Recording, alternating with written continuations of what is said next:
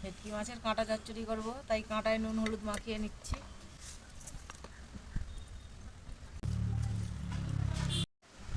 ভেটকি মাছের পাতুরি অনেকে খেয়েছেন, এগুলো ভেটকি মাছের কাঁটা, এগুলোও টেস্ট করে দেখবেন, বাড়িতে করে দেখবেন, আশা করছি ভালো লাগবে, দারুণ খেতে এগুলো।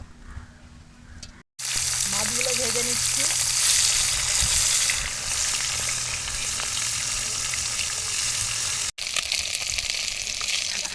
মশলাটা তৈরি করে নিয়েছি,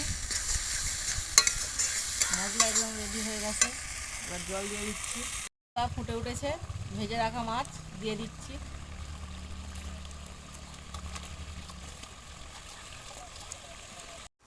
চাপা দিয়ে সেদ্ধ করে নিচ্ছি।